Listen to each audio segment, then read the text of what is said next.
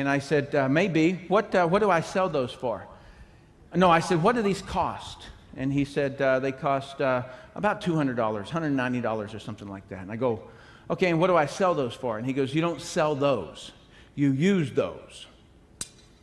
And I looked, and he handed them to me, and I looked at them, and I go, I don't have the body parts for this stuff, but what do you sell it for? And he says, well, you sell it for, it's around $350. And I said, okay, all right, well, I'll give it some thought. And so I left. He called me back. He followed up about 5 times or so. And then he says, he goes, is getting in the business a problem for you? And I said, yeah, it is. And he said, he goes, I figured out a way that I can get this to you for free.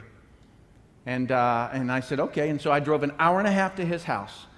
That's my second primary communication to you. When somebody's in the right time in their life, they'll drive. They'll come there, okay?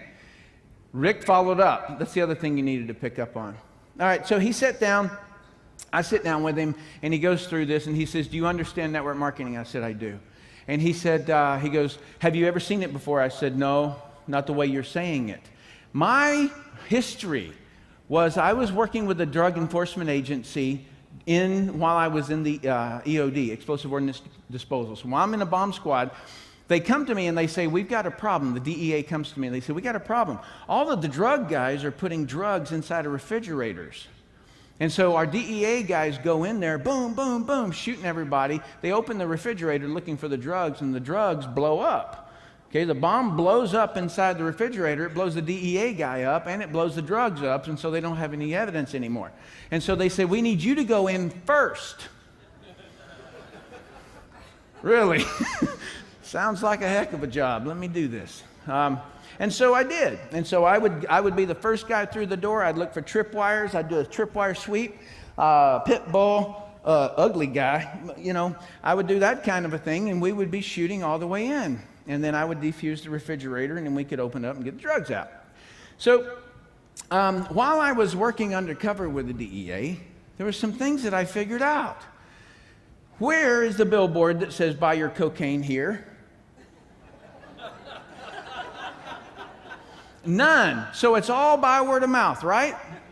So if you were to add up the entire pharmaceutical industry, all the drugs in the world, legal drugs, and you were to add up all the oil in the world, it does not equal what the illegal drug industry does every year, and they never advertise. So when I heard of this by word of mouth, I'm like, makes sense to me. I thought Amway was a train. So Amway, Amtrak, I did not know the difference, so I was kind of in that ignorance, well, still am in some things, but kind of in that stage where I didn't really understand it. But I knew by word of mouth worked. Okay, that's what I knew.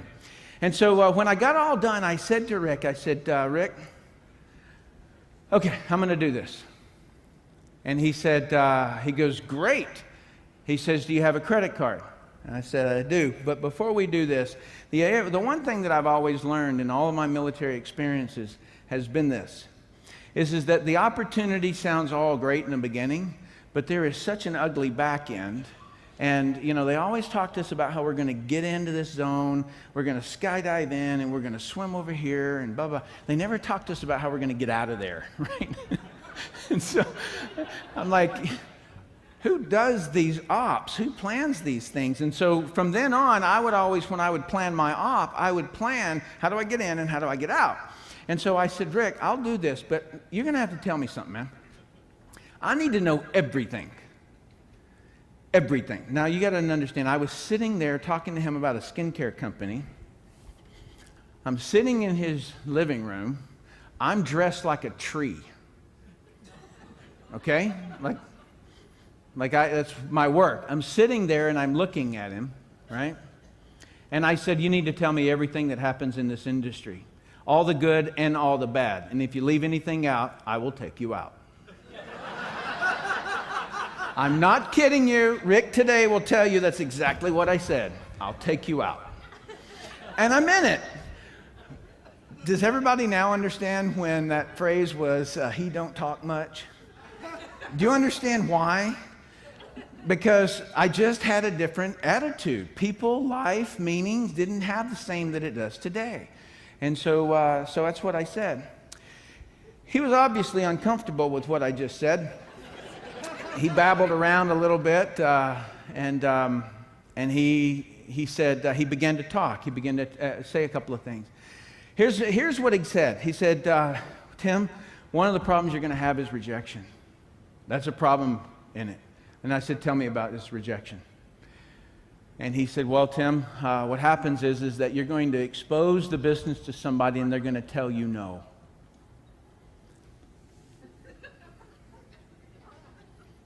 And I go, and then what? And he says, well, then you have to find somebody else.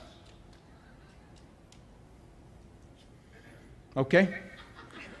What else?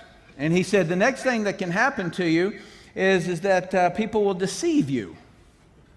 I said, deceive me. He said, yeah, how? And he goes, they won't show up. They'll tell you they're going to meet with you, and then they don't actually show up. And then what happens? And he goes, well, then you have to find somebody else.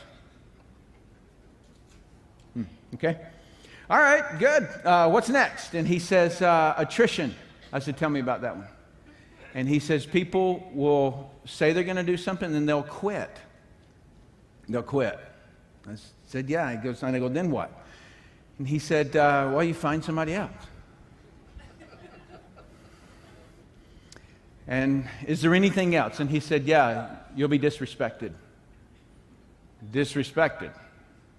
And I said, what happens there? And he says, well, people who don't know the industry will say that you're in a pyramid scheme, that you're in a scam, and they'll make fun of you.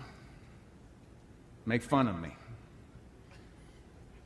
And then what happens? And he goes, well, you find somebody else. And I said, this is a joke, right? This is a joke. And he said, no, this is exactly it. And I go, is that it? And he says, as far as I can remember, I go, no, that doesn't work for me. Is that it? Because I'd already told him I'd take him out, right? And he goes, that's all I can think of. And I said, no, I'm not asking you for a disclaimer. I want to know, is that it? And he said, yes, that's it. And I was like, you mean to tell me this? Let me just get this straight. That people make more money in a month than I make in a year, easy. And in every single problem, the solution is always the same. Just go get somebody else. See, in my world, where I came from in the bomb squad, what I was doing at the time, rejection meant that the bomb blew up in my face. All right? Deception is when the enemy planted booby traps in my area. Okay? Attrition means the whole team got wiped out and I've got to figure out the rendezvous point on my own. And disrespect is when somebody is shooting at me.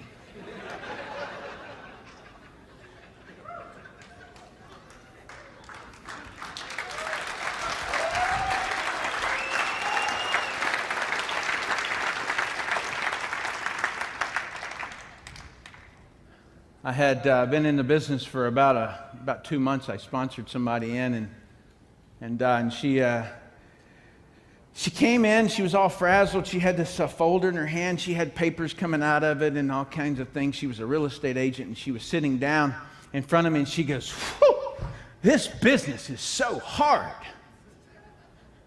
I said, "Hard? Really?" If you'd understood where I was at just prior to coming in, I had dug a hole that was just about 6'4", just above my height, and I was in that hole for several weeks. We were doing recon.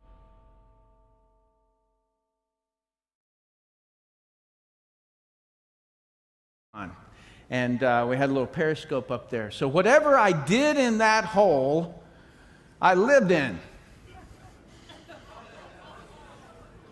Does anybody get the picture? It was a vegetarian diet I was on, fortunately, but nonetheless, it was not a pretty sight. And so I find it pretty humiliating and horrifically laughable when someone can go through this industry and somehow come out on the other side of it and go these words, it's hard. It's hard? Really? Then that tells me you've had one plush life. If this is hard, right? I sit in my chair, and my chair's got 3 buttons on it, okay? This one will move the back piece of back a little bit. And this one will slide me down so that my feet sit right on the ground. And this one right here, it'll allow me to rock back and forth. Anybody got a chair like that? You call it hard to sit in that thing? You stand up with your elbows like this for a week, and you do everything that you do. In other words, you know how you go to the bathroom? You don't get to go to the bathroom. You just sit right there and go to the bathroom. And then when you have to urinate, you do that too. And when you have to get a drink of water, sorry. And when you're hungry, there's this little tiny thing that's green. It's about this big. It's called MRE. Meal ready to eat, meal ready to exit is what we call it, nicknamed. And you open this thing up and you eat it, and it is horrific. All right? That's what we did. And so somehow when people tell me, Tim, this is so hard, I say, are you joking? This is not hard at all. So can I just get everyone's agreement for just a second for you to step back out of your very difficult world? And just ponder this one little thing. You sit on your butt. You make a phone call. Anytime you want a peanut butter sandwich, you can just go upstairs and get it. Anytime you want a drink of water, you just go get it. And it's fresh water. And you can even have it reverse osmosis if you want to. You should be ashamed of yourself if you ever in your life say this is hard.